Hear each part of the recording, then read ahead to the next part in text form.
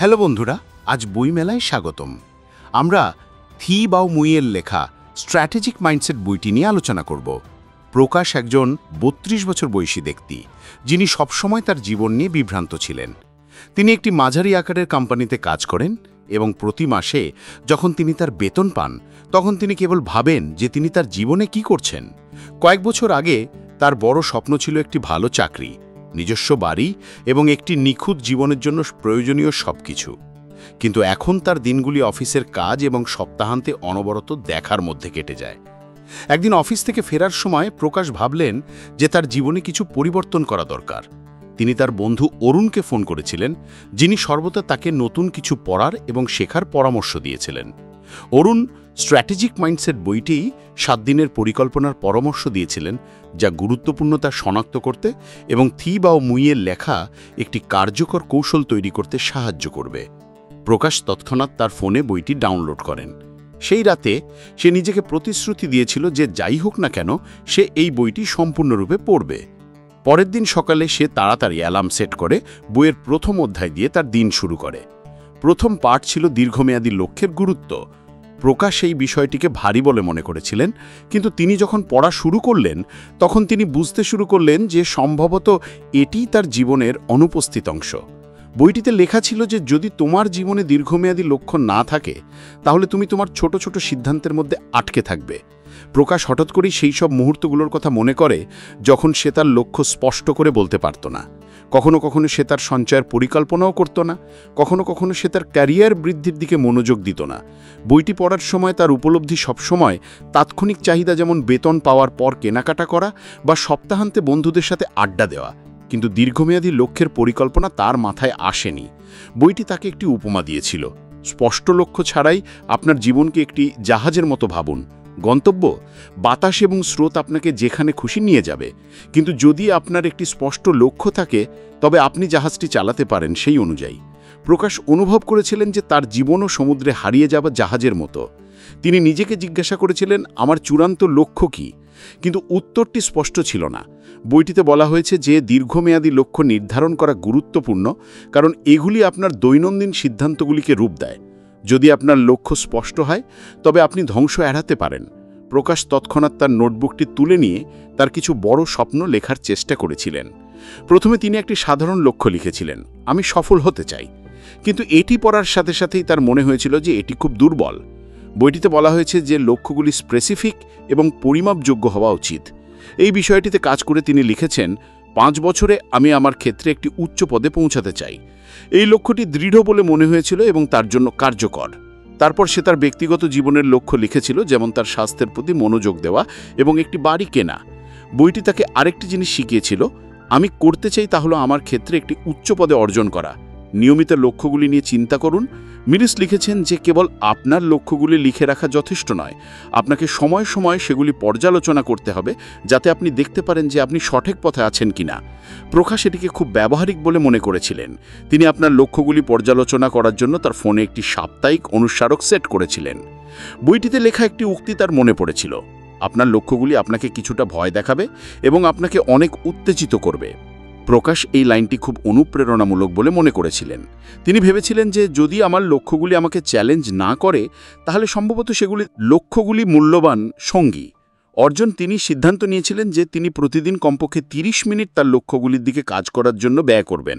তা সে নতুন কিছু শেখা, দক্ষতা বিকাশ করা বা কেবল তার স্বাস্থ্যের উন্নতি করাই হোক।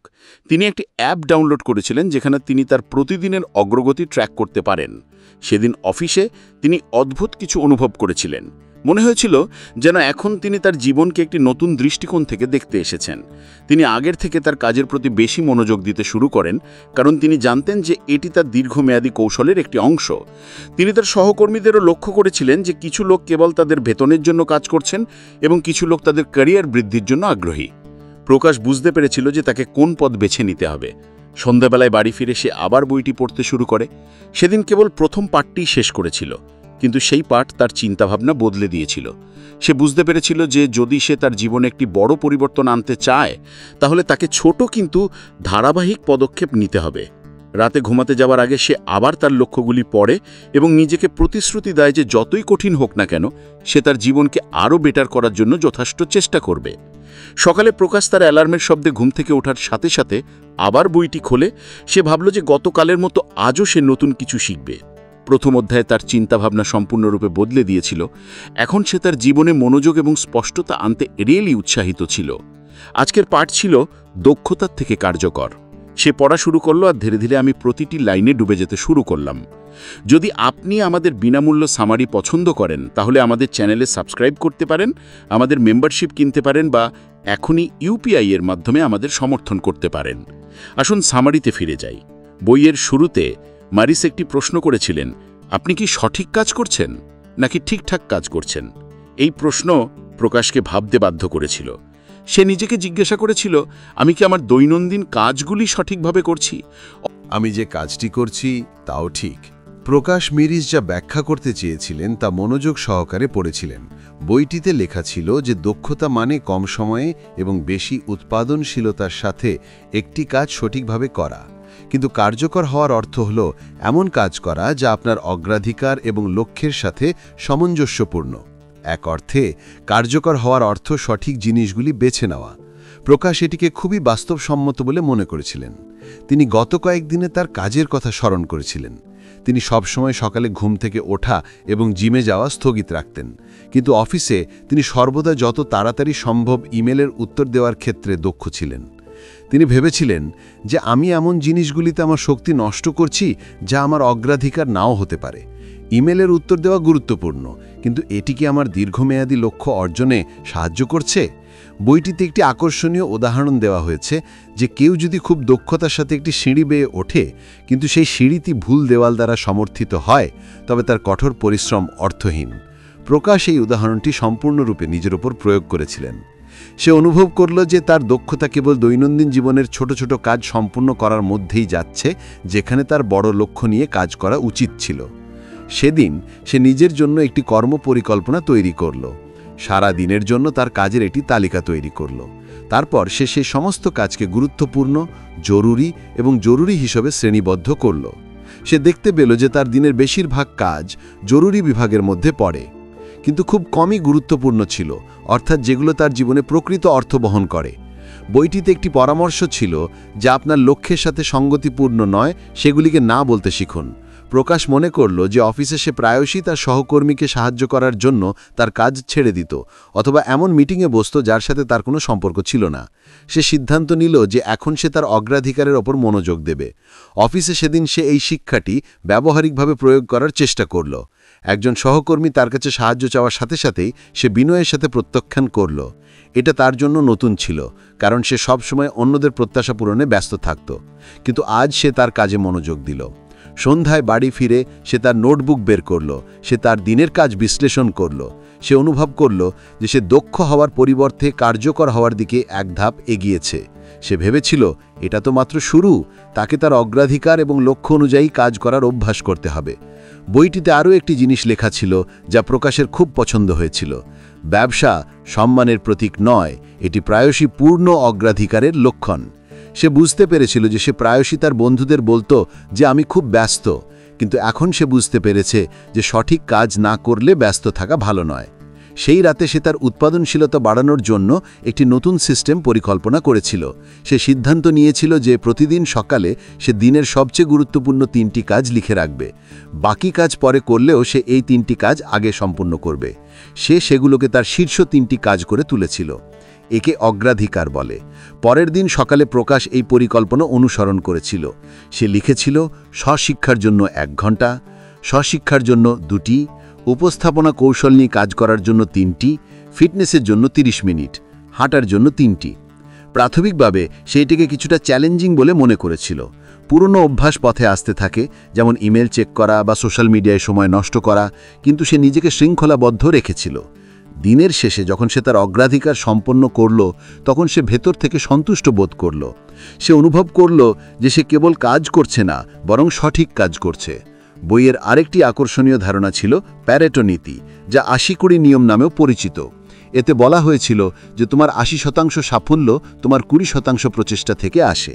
প্রকাশ এই ধারণাটি তার জীবনে প্রয়োগ করার কথা ভেবেছিল। সে লিখে রেখেছিল কোন ২০% কাজ তাকে তার ৮০% সাফল্য দেবে। সে আবিষ্কার করেছিল যে স্বশিক্ষা, নেটওয়ার্কিং এবং স্বাস্থ্যের প্রতি মনোযোগ দেওয়া তার লেখার সবচেয়ে বড় বিষয়। পরবর্তী কয়েকদিনে প্রকাশ লক্ষ্য করেছিল যে তার মানসিকতা পরিবর্তিত হচ্ছে। কোনো কাজ করার আগে সে নিজেকে জিজ্ঞাসা করত যে এটি তার লক্ষ্যের জন্য গুরুত্বপূর্ণ কিনা। যদি উত্তর না হয় তাহলে সে হয় কাজটি ছেড়ে দিত অথবা স্থগিত রাখত। সে তার সোশ্যাল মিডিয়া ব্যবহারও কমিয়ে দিয়েছিল এবং সেই সময়টি আত্মোন্নতির জন্য বিনিয়োগ করার চেষ্টা করেছিল। একদিন তার বন্ধু অরুণ তার সাথে দেখা করতে এসেছিল।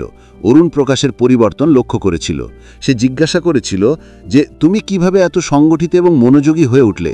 প্রকাশ হেসে বইটির নাম বলে বলল, বন্ধু, আমি এখনই শিখেছি যে ব্যস্ত থাকার চেয়ে সঠিক কাজ করা বেশি গুরুত্বপূর্ণ। অরুণ হেসে বলল, মনে হচ্ছে এখন তুমি জীবনে সত্যি বড় কিছু করতে যাচ্ছ। প্রকাশ মাথা নাড়িয়ে বলল, অবশ্যই, কিন্তু এই যাত্রা শুরু হয়েছে। আমার আরও অনেক কিছু শেখার আছে। রাতে প্রকাশ তার জার্নালে লিখেছিল, কার্যকর মানেই ডুয়ার নয়, এটি আজকের গুরুত্বপূর্ণ কাজ করা। আমার মনে হচ্ছে আমি তাই করছি, অবশেষে সঠিক পথে। পরের দিন সকালে অ্যালার্মের শব্দে ঘুম থেকে উঠে প্রকাশ এমন কিছু করছিল যা তাকে শক্তি যোগাচ্ছিল। সে বুঝতে পেরেছিল যে বইয়ের প্রতিটি পাঠ তাকে তার জীবনে নতুন স্পষ্টতা দিচ্ছে। সে নিজেকে বলল, দেখা যাক আজ আমি কি শিখি। সে দ্রুত চা বানিয়ে বইটি খুলল। আজকের পাঠ ছিল ক্রমবর্ধমান বৃদ্ধি। প্রকাশ যখন পড়া শুরু করল তখন সে একটি লাইন লক্ষ্য করল, ছোট ছোট ধারাবাহিক পদক্ষেপ মুহূর্তে খুব বেশি কিছু দেখায় না, কিন্তু সময়ের সাথে তারা অসাধারণ ফলাফল তৈরি করে। এই কথা শুনে প্রকাশের পুরনো অভ্যাসের কথা মনে পড়ে গেল। সে সবসময় বড় লক্ষ্য নির্ধারণ করত। সে কিছু লক্ষ্যের কথা ভাবত, যেমন মাসে 10 কেজি ওজন কমানো অথবা 3 মাসে নতুন ভাষা শেখা। কিন্তু কয়েকদিন অনুপ্রেরণা নিয়ে কাজ করার পর সে হাল ছেড়ে দিত।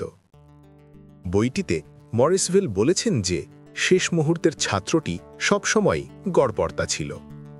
প্রকাশ মনে করতেন যে এই শিক্ষা তার জীবনের প্রতিটি ক্ষেত্রে প্রযোজ্য। তিনি নিজেকে জিজ্ঞাসা করেছিলেন, বড় লক্ষ্যের কারণে আমি কি নিজেকে অতিরিক্ত ওজনের করছি? আমি কি ছোট পদক্ষেপকে অবমূল্যায়ন করছি? উত্তরটি খুব স্পষ্ট ছিল, হ্যাঁ। 1% উন্নতির শক্তি বইটিতে আরেকটি শক্তিশালী ধারণা দেওয়া হয়েছিল। মরিস বলেছিলেন যে আপনি যদি প্রতিদিন মাত্র 1% আপনার দক্ষতা বা অভ্যাস উন্নত করেন, তবে 1 বছরে আপনি সেই বিষয়ে 37 গুণ উন্নত হতে পারেন। এই কথা শুনে প্রকাশ মনে করলেন যে তিনি সর্বদা লম্বা লাফের কথা ভাবছেন, যেখানে আসল সাফল্য ছোট পদক্ষেপ নেওয়ার মধ্যেই নিহিত। তিনি ভাবলেন কিভাবে এটি তার জীবনে প্রয়োগ করবেন। তিনি তার নোটবুক বের করলেন এবং কোন ক্ষেত্রগুলিতে তিনি উন্নতি করতে চান তা লিখে ফেললেন। তিনি দেখতে পেলেন যে তার ফিটনেস, ক্যারিয়ার দক্ষতা এবং সময় ব্যবস্থাপনায় সবচেয়ে বেশি উন্নতির প্রয়োজন। কিন্তু এবার তিনি সিদ্ধান্ত নিলেন যে তিনি অবাস্তব লক্ষ্য তৈরি করবেন না। সে ছোট ছোট পদক্ষেপের ওপর মনোযোগ দেবে। ফিটনেসের জন্য সে প্রতিদিন মাত্র 15 মিনিট হাঁটার পরিকল্পনা করেছিল। আগে সে জিমে যোগদান করে 2 ঘন্টা ব্যায়াম করার কথা ভাবত, কিন্তু এখন সে বুঝতে পেরেছে যে টেকসই অভ্যাসগুলি আরও গুরুত্বপূর্ণ। সে নিজেকে বলেছিল যে আমি যদি প্রতিদিন 15 মিনিট হাঁটতে পারি, তাহলে ধীরে ধীরে আমি এটি 30 মিনিটে বাড়িয়ে তুলতে পারব। ক্যারিয়ার দক্ষতার জন্য সে প্রতিদিন 20 মিনিট স্বশিক্ষা করার পরিকল্পনা করেছিল। সে ইতিমধ্যেই বই পড়ার অভ্যাস শুরু করেছিল, তাই সে এটিকে আরও ধারাবাহিক করার কথা ভেবেছিল। সে লিঙ্কটিতে কিছু বিনামূল্যের কোর্সও অনুসন্ধান করেছিল, যা তার ক্যারিয়ারের জন্য প্রাসঙ্গিক। সময় ব্যবস্থাপনার জন্য সে পোমোডোরো কৌশলটি চেষ্টা করার কথা ভেবেছিল। এই কৌশলটিতে একজনকে 25 মিনিটের জন্য মনোযোগ সহকারে কাজ করতে হবে এবং তারপর 5 মিনিটের বিরতি নিতে হবে। প্রকাশ বুঝতে পেরেছিল যে তার উৎপাদনশীল কার্যকলাপ প্রায়শই বিলম্বিত হয়। বিক্ষেপ কমানো হয়, এই কৌশল তাকে মনোযোগী রাখতে সাহায্য করতে পারে। সেদিন অফিসে প্রকাশ প্রথমবারের মতো ক্রমবর্ধমান বৃদ্ধির বাস্তবিক পরীক্ষাটি চেষ্টা করেছিলেন। তিনি ভেবেছিলেন যে তিনি 25 মিনিটের সেশনে একটি পুরানো প্রতিবেদন সাজানোর সবচেয়ে বিরক্তিকর কাজটি করবেন। তিনি একটি টাইমার সেট করেছিলেন এবং কেবল সেই কাজেই মনোনিবেশ করেছিলেন। টাইমার শেষ হওয়ার সাথে সাথে তিনি অবাক হয়েছিলেন যে তিনি অনেক দিন ধরে যে কাজটি স্থগিত রেখেছিলেন তা এখন অর্ধেকেরও বেশি হয়ে গেছে। সন্ধ্যায় তিনি বাড়িতে ফিরে তার হাঁটার রুটিন শুরু করেছিলেন। তিনি হেডফোন লাগিয়েছিলেন এবং তার প্রিয় গানগুলি নিয়ে 15 মিনিট হাঁটতেন। তিনি জানতেন যে এটি কোনো বড় অর্জন নয়, তবে তিনি সন্তুষ্ট বোধ করেছিলেন যে তিনি শুরু করেছেন। তিনি নিজেকে বলেছিলেন যে আজ 15 মিনিট, আগামীকাল 20 এবং তারপর ধীরে ধীরে 1 ঘন্টা। বইটিতে আরও একটি জিনিস লেখা ছিল যা প্রকাশকে গভীরভাবে ভাবতে বাধ্য করেছিল। মেরেস লিখেছেন, প্রেরণার জন্য অপেক্ষা করবেন না, ধারাবাহিকতার ওপর মনোযোগ দিন। প্রকাশ বুঝতে পেরেছিলেন যে তিনি প্রায়শই জিনিস শুরু করতে দেরি করতেন। তিনি অনুপ্রেরণার জন্য অপেক্ষা করতেন, কিন্তু এখন তিনি বুঝতে পেরেছেন যে অনুপ্রেরণা আসতে পারে এবং যেতে পারে, ধারাবাহিকতাই মূল বিষয়। পরবর্তী কয়েকদিনের মধ্যে প্রকাশ তার অভ্যাসের মধ্যে ক্রমবর্ধমান বৃদ্ধির দর্শন অন্তর্ভুক্ত করেছিল। সে ঘুম থেকে উঠার সাথে সাথে একটি বইয়ের 2টি পৃষ্ঠা পড়তেন। সকালে অফিসে পোমোডোরো সেশনে কাজ করো এবং সন্ধ্যায় 15 থেকে 20 মিনিট হাঁটো। সে বুঝতে পারল যে সে প্রতিদিন একটু ভালো বোধ করছে। একদিন সে ভাবল, কেন এই দর্শনটি তার আর্থিক ক্ষেত্রেও প্রয়োগ করা যাবে না? সে তার মাসিক খরচ বিশ্লেষণ করে একটি সহজ নিয়ম তৈরি করে। সে প্রতি মাসে তার বেতনের 10% সাশ্রয় করবে। আগে সে ভাবত যে বড় সঞ্চয় তখনই সম্ভব যখন তার বেতন বাড়বে, কিন্তু এখন সে বুঝতে পারল যে ছোট সঞ্চয়ও দীর্ঘমেয়াদে বড় পার্থক্য আনতে পারে। সে একটি পৃথক সঞ্চয় অ্যাকাউন্ট খুলে স্বয়ংক্রিয়ভাবে প্রতি মাসে তার বেতনের 10% এতে স্থানান্তরিত হবে। প্রকাশ ধীরে ধীরে এই ক্রমবর্ধমান বৃদ্ধির শক্তি বুঝতে পারল। সে লক্ষ্য করল যে তার মানসিক চাপের মাত্রা কমছে, কারণ তার আর অবাস্তব প্রত্যাশা নেই। সে বুঝতে পেরেছিল যে সাফল্য একটি ম্যারাথন, স্প্রিন্ট নয়। এক সপ্তাহান্তে যখন প্রকাশ তার বন্ধু অরুণের সাথে দেখা করে, তখন সে তাকে তার অগ্রগতি সম্পর্কে বলে। অরুণ তার কথা শুনে বলল, তুমি খুব ভালো এগোচ্ছ, কিন্তু তুমি কি কখনো অনুভব করেছ যে ছোট পদক্ষেপগুলি কখনো কখনো বিরক্তিকর মনে হতে পারে? প্রকাশ উত্তর দিল, হ্যাঁ অবশ্যই, কিন্তু এখন আমি বুঝতে পেরেছি যে শৃঙ্খলা সবসময় উত্তেজনাপূর্ণ নয়। ধীরে ধীরে ফলাফল দেখা দিতে শুরু করে এবং এটি অনুপ্রেরণা দেয়। অরুণ হেসে বলল, তাহলে এখন তুমি একটা বড় লাফ দিতে পারো? প্রকাশ বলল, না, আমার এখনো বড় স্বপ্ন আছে, কিন্তু সেগুলো অর্জনের পথ বদলে গেছে। এখন আমি ছোট ছোট পদক্ষেপকেই গন্তব্যের মতোই মনে করি। রাতে প্রকাশ তার জার্নালে লিখল যে ছোট ছোট পদক্ষেপ ততটাই গুরুত্বপূর্ণ যতটা বড় সাফল্যের ভিত্তি। আজ আমি 15 মিনিট সময় নিলাম, 5 পৃষ্ঠা পড়লাম এবং একটি উৎপাদনশীল পোমোডোরো সম্পূর্ণ করলাম। এই সেশনগুলি ছোট মনে হতে পারে, কিন্তু আমি জানি এগুলো আমার ভবিষ্যৎকে আরও ভালো করে তুলছে। প্রকাশ এতক্ষণ তার জীবনে অনেক ছোট ছোট পরিবর্তন আনতে শুরু করেছিল। সে অনুভব করেছিল যে ক্রমবর্ধমান বৃদ্ধির ধারণা তার জীবনকে আরও ভালো করে তুলছে। কিন্তু যখন সে ম্যানেজিং এনার্জি সাইকেল বইটি পরের পাঠটি পড়ল, তখন তার মনে হলো যে এটাই সম্ভবত তার শেখা সবচেয়ে ব্যবহারিক এবং প্রভাবশালী পাঠ হতে পারে। সকালের চা পান করার সময় প্রকাশ বইটি পড়তে শুরু করল। এই পাঠের প্রথম লাইনটি ছিল, এটা সময় ব্যবস্থাপনার কথা নয়, এটা শক্তি ব্যবস্থাপনার কথা। প্রকাশের কাছে এটা কিছুটা বিভ্রান্তিকর মনে হয়েছিল। সে সবসময় শুনেছিল যে সময় ব্যবস্থাপনাই সফলতার প্রথম ধাপ। উৎপাদনশীলতার সবচেয়ে বড় রহস্য হল, কিন্তু মরিস অন্য কিছু বলছিলেন। তিনি পড়তে থাকলেন। বইটিতে বলা হয়েছিল যে প্রতিটি মানুষের শক্তির মাত্রা সারাদিন ওঠানামা করে। কেউ কেউ সকালে বেশি উদ্দীপক এবং কেউ কেউ রাতে। মরিস বলেছিলেন যে উৎপাদনশীলতার আসল রহস্য হল আপনার সর্বোচ্চ শক্তির সময় চিহ্নিত করা এবং সেগুলিকে সবচেয়ে চ্যালেঞ্জিং কাজের জন্য ব্যবহার করা। বাকি কম শক্তির সময়গুলিতে সেই কাজগুলি করুন যেগুলিতে খুব বেশি মস্তিষ্কের শক্তির প্রয়োজন হয় না। প্রকাশ ভাবলেন, এটা একেবারেই সত্য। আমি প্রায়শই সবচেয়ে কঠিন কাজগুলি মোকাবিলা করি যখন আমার মস্তিষ্ক ক্লান্ত থাকে এবং তারপর সেই কাজটিতে বেশি সময় লাগে। তিনি তৎক্ষণাৎ তার নোটবুকটি বের করে নিজেকে প্রশ্ন জিজ্ঞাসা করলেন। প্রথমত, আমার দিনের কোন ঘণ্টাগুলি সবচেয়ে বেশি উৎপাদনশীল? দ্বিতীয়ত, আমি কখন সবচেয়ে বেশি ক্লান্ত বোধ করি? তৃতীয়ত, আমি কি আমার উচ্চ শক্তির সময় সঠিকভাবে ব্যবহার করছি? তিনি তার দৈনন্দিন রুটিন সম্পর্কে চিন্তা করলেন। তার মনে পড়ল, সকালের সময় তার জন্য সবচেয়ে ভালো ছিল। চা পান করার পর তিনি সতেজ বোধ করলেন এবং তারপর তার মস্তিষ্ক সবচেয়ে দ্রুত কাজ করলেন। কিন্তু সেই সময় তিনি প্রায়ই ইমেল এবং ছোট ছোট কাজে ব্যস্ত থাকতেন। অন্যদিকে দুপুরের পর থেকে তার শক্তির স্তর কমতে শুরু করে, কিন্তু তারপর তিনি তার সবচেয়ে চ্যালেঞ্জিং কাজগুলো করার চেষ্টা করেন। বইটিতে উরিস পরামর্শ দিয়েছিলেন যে আপনার শক্তি পরিচালনা করার জন্য প্রথমে আপনাকে যা করতে হবে তা হল আপনার শক্তির চক্র ট্র্যাক করা। প্রকাশ পরবর্তী কয়েকদিনের জন্য এটি চেষ্টা করার সিদ্ধান্ত নেন। তিনি দিনের প্রতি ঘন্টায় তার শক্তির স্তর লক্ষ্য করতে শুরু করেন। তিনি একটি সহজ স্কেল তৈরি করেন, নিম্ন, মাঝারি এবং উচ্চ। কয়েকদিন ধরে ট্র্যাক করার পর প্রকাশ প্যাটার্ন লক্ষ্য করেন। সকাল 8টা থেকে 11টা পর্যন্ত তার শক্তির স্তর বেশি ছিল।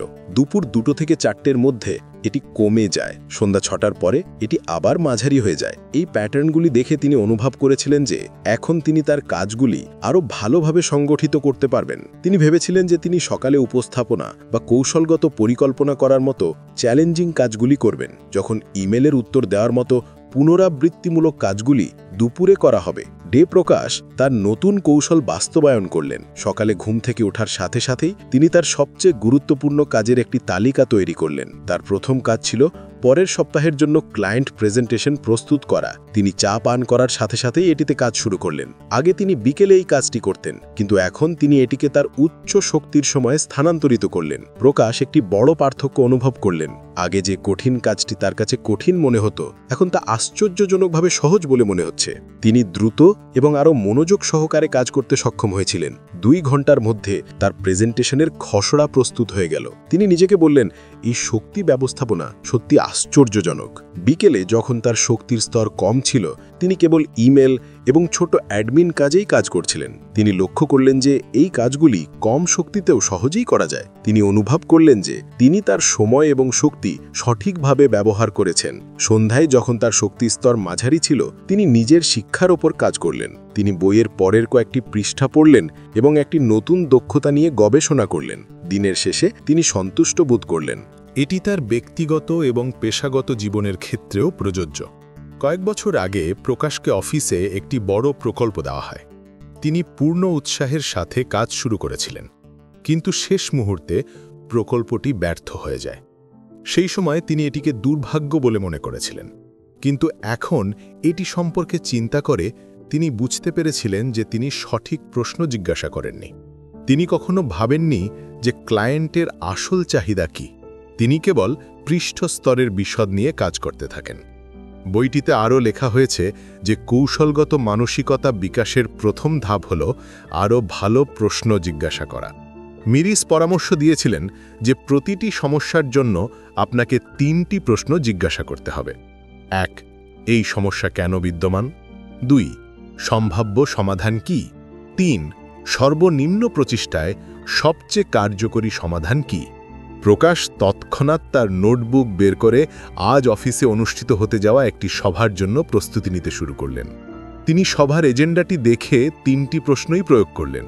তিনি অনুভব করলেন যে এই প্রশ্নগুলি তাকে স্পষ্টতা দিয়েছে এবং তিনি ইতিমধ্যেই কিছু ব্যবহারিক সমাধানের কথা ভেবে ফেলেছেন। সেদিন মিটিং চলাকালীন যখন বস টিমের কাছে সমস্যার সমাধান চেয়েছিলেন, তখন প্রকাশ তার কৌশলগতভাবে প্রস্তুত অন্তর্দৃষ্টি ভাগ করে নিলেন। সবাই তার উত্তর শুনে মুগ্ধ হয়ে গেলেন। বস বললেন, প্রকাশ, তোমার দৃষ্টিভঙ্গি খুবই স্পষ্ট এবং ব্যবহারিক। প্রকাশ ভেতর থেকে গর্বিত বোধ করলেন। তিনি নিজেকে বললেন, বন্ধু, এটাই সঠিক প্রশ্ন জিজ্ঞাসা করার শক্তি। বইটিতে আরও একটি জিনিস ছিল যে প্রকাশকে গভীরভাবে ভাবতে বাধ্য করেছিল। রিস লিখেছিলেন, সৃজনশীলতা এবং সামষ্টিক বুদ্ধিমত্তার ওপর একটি কৌশলগত মানসিকতা সমৃদ্ধি। প্রকাশ বুঝতে পেরেছিলেন যে নিজের চিন্তাভাবনার পরিবর্তে অন্যদের মতামত এবং দক্ষতার সুযোগ নেওয়াও একটি দুর্দান্ত শক্তি। তিনি ভাবছিলেন যে তিনি কি সব সময় একাই সমস্ত সমাধান খুঁজে বের করার চেষ্টা করেন? উত্তর ছিল হ্যাঁ। তিনি সেই সময় একটি নতুন অভ্যাস গ্রহণ করার সিদ্ধান্ত নেন। তিনি তার দলে একটি ব্রেনস্টর্মিং সেশনের পরিকল্পনা করেন, যেখানে প্রত্যেকেই তাদের মতামত ভাগ করে নেওয়ার সুযোগ পায়। তিনি বুঝতে পারেন যে অন্যদের দৃষ্টিকোণ থেকে তিনি এমন অন্তর্দৃষ্টি পেতে পারেন যা তিনি কখনো ভাবেননি। পরের সপ্তাহে যখন প্রকাশ তার দলের সাথে একটি প্রকল্পে কাজ শুরু করেন, তখন তিনি লক্ষ্য করেন যে একটি দল অনেক ভিন্ন ধারণা তৈরি করে। একজন জুনিয়র সদস্য এমন একটি ধারণা দিয়েছিলেন যা সবচেয়ে ব্যবহারিক এবং সাশ্রয়ী ছিল। প্রকাশের মনে হয়েছিল যে যদি সে তার পুরনো অভ্যাস অনুসারে একা সিদ্ধান্ত নিত, তাহলে এই উজ্জ্বল ধারণাটি হয়তো সামনে আসত না।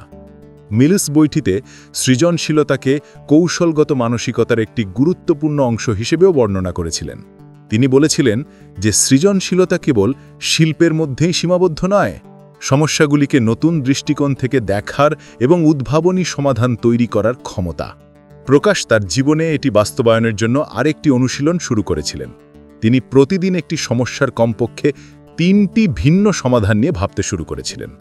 প্রথমে এটি কিছুটা কঠিন মনে হয়েছিল, কিন্তু ধীরে ধীরে তিনি বুঝতে পেরেছিলেন যে তার মন আরও নমনীয় হয়ে উঠছে। একদিন যখন প্রকাশ একটি কঠোর সময়সীমার সাথে অফিসে আটকে ছিল, তখন তিনি তার সৃজনশীলতা পরীক্ষা করার সিদ্ধান্ত নিয়েছিলেন। তিনি তার স্বাভাবিক পথ ছেড়ে একটি নতুন এবং সরলীকৃত উপায় গ্রহণ করেছিলেন। ফলাফল হল, প্রকাশ বইয়ের সেই অংশটিও পড়েছিলেন যেখানে মিরিস সম্মিলিত চিন্তাভাবনা সম্পর্কে লিখেছিলেন, যে প্রতিটি ব্যক্তিরই একটি অনন্য দৃষ্টিভঙ্গি থাকে এবং যখন এই দৃষ্টিভঙ্গিগুলি একত্রিত হয় তখন অসাধারণ ফলাফল অর্জন করা যেতে পারে। প্রকাশ নিজেকে বলেছিলেন এটি দলবদ্ধতার আশ্চর্যজনক শক্তি।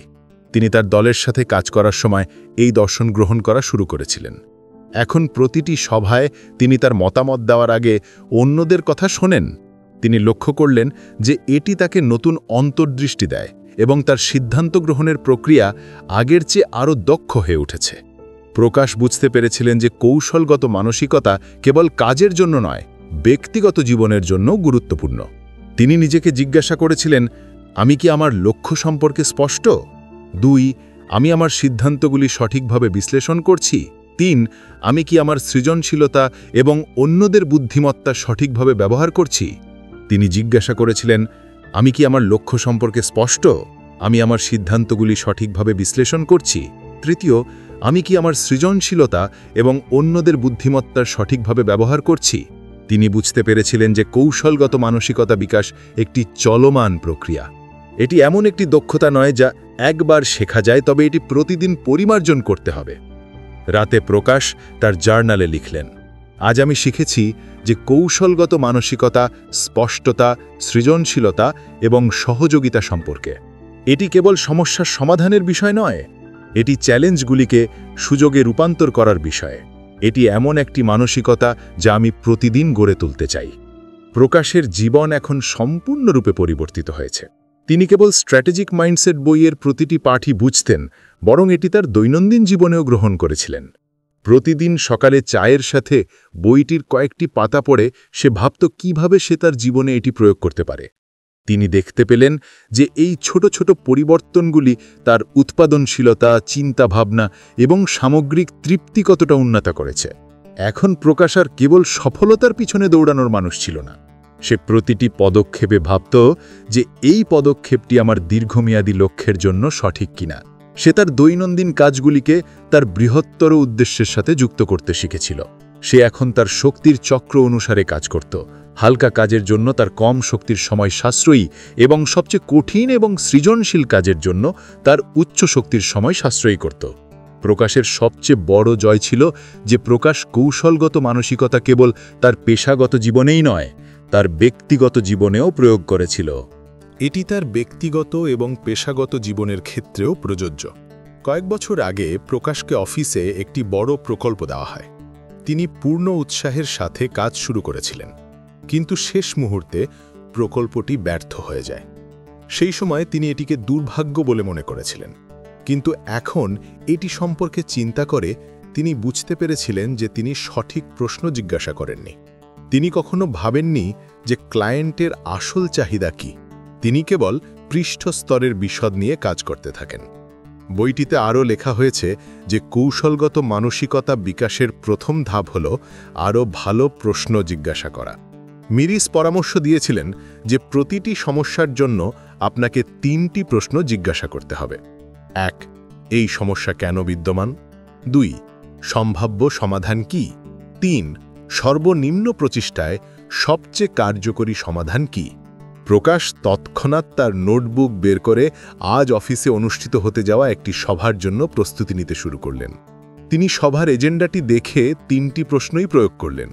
তিনি অনুভব করলেন যে এই প্রশ্নগুলি তাকে স্পষ্টতা দিয়েছে এবং তিনি ইতিমধ্যেই কিছু ব্যবহারিক সমাধানের কথা ভেবে ফেলেছেন।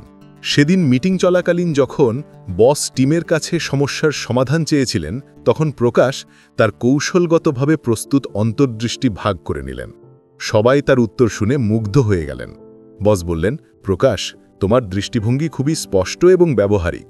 প্রকাশ ভেতর থেকে গর্বিত বোধ করলেন। তিনি নিজেকে বললেন, বন্ধু, এটাই সঠিক প্রশ্ন জিজ্ঞাসা করার শক্তি। বইটিতে আরও একটি জিনিস ছিল যে প্রকাশকে গভীরভাবে ভাবতে বাধ্য করেছিল। রিস লিখেছিলেন, সৃজনশীলতা এবং সামষ্টিক বুদ্ধিমত্তার ওপর একটি কৌশলগত মানসিকতা সমৃদ্ধি। প্রকাশ বুঝতে পেরেছিলেন যে নিজের চিন্তাভাবনার পরিবর্তে অন্যদের মতামত এবং দক্ষতার সুযোগ নেওয়া একটি দুর্দান্ত শক্তি। তিনি ভাবছিলেন যে তিনি কি সব সময় একাই সমস্ত সমাধান খুঁজে বের করার চেষ্টা করেন। উত্তর ছিল হ্যাঁ। তিনি সেই সময় একটি নতুন অভ্যাস গ্রহণ করার সিদ্ধান্ত নেন। তিনি তার দলে একটি ব্রেনস্টর্মিং সেশনের পরিকল্পনা করেন, যেখানে প্রত্যেকেই তাদের মতামত ভাগ করে নেওয়ার সুযোগ পায়। তিনি বুঝতে পারেন যে অন্যদের দৃষ্টিকোণ থেকে তিনি এমন অন্তর্দৃষ্টি পেতে পারেন যা তিনি কখনো ভাবেননি। পরের সপ্তাহে যখন প্রকাশ তার দলের সাথে একটি প্রকল্পে কাজ শুরু করেন, তখন তিনি লক্ষ্য করেন যে একটি দল অনেক ভিন্ন ধারণা তৈরি করে। একজন জুনিয়র সদস্য এমন একটি ধারণা দিয়েছিলেন যা সবচেয়ে ব্যবহারিক এবং সাশ্রয়ী ছিল। প্রকাশের মনে হয়েছিল যে যদি সে তার পুরনো অভ্যাস অনুসারে একা সিদ্ধান্ত নিত, তাহলে এই উজ্জ্বল ধারণাটি হয়তো সামনে আসত না। মিলস বইটিতে সৃজনশীলতাকে কৌশলগত মানসিকতার একটি গুরুত্বপূর্ণ অংশ হিসেবেও বর্ণনা করেছিলেন।